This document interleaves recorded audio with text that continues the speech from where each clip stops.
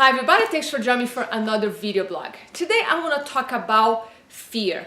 I'm going back into many of my books, articles, and digging a little deeper in this topic of fear. And that's because since most of my coaching is around stress management, what is underneath stress most of the time is the emotion of fear. Fear of failure, fear of loss, fear of not being good enough, and other types of fear. So fear needs to be a top of a lot of conversations among my clients, because we all experience, and the truth is fear is not going anywhere. We cannot get rid of fear. However, there are many strategies that we can use every day to keep the voice of fear quiet. So fear doesn't control us, we control fear. So one of the latest research I've been doing is with this amazing author, Srini Pillay, MD, has this incredible book that I'm reading for the third time, Life Unlocked. Has another great book called Tinker, Dabble, Doodle, which is about the technique of unfocusing, which is something I'm using for myself, with my clients, and the workforce. It's by unfocusing. It's a great strategy to manage stress, and you can find more of the information in my written blog this week. So every week I'm going to release now a blog and a video blog in the same topic. Not necessarily the exact same wording and content, but the same topic, so you have two sources to explore. So let's talk about fear to hope.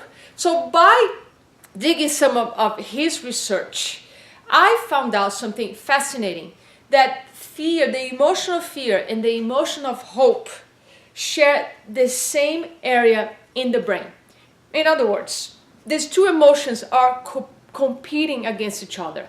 Think that every thought we have takes energy, takes electrical currency. That's how all the thoughts travel through our brain, cause a physiological change in our body, and we either feel happy or we feel anxious, right? So there's a lot of physiology happening because of our psychology.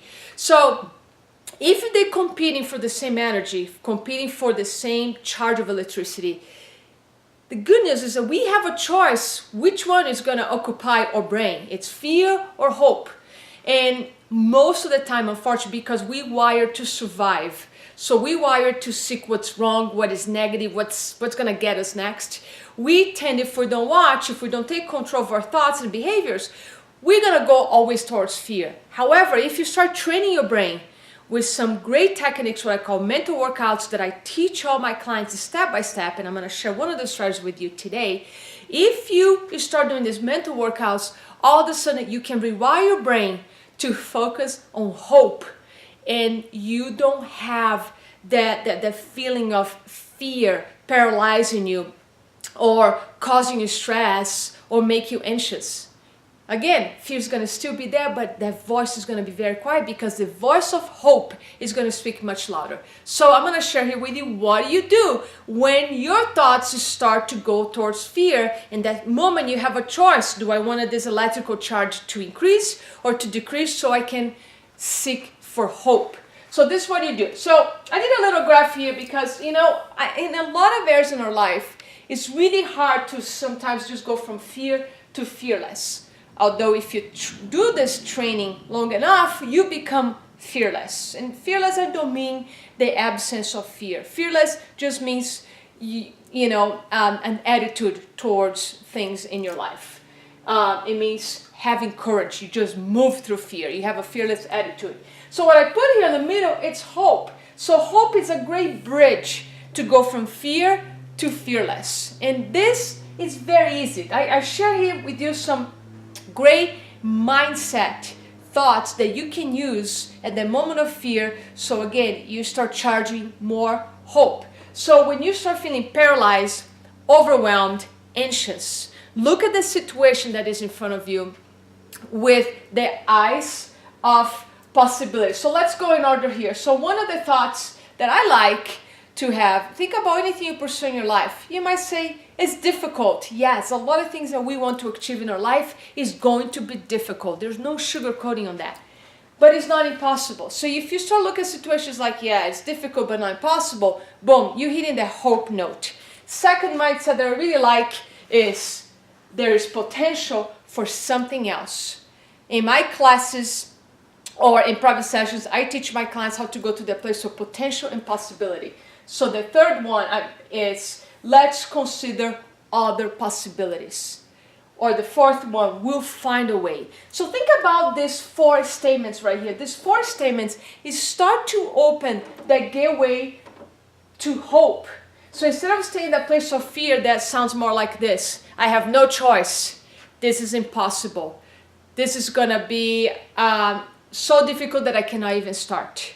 Or I have no control. When you start feeding your brain with those thoughts, and believe me, most people are feeding their brain with those thoughts because they become my clients. I have done a lot of research on this.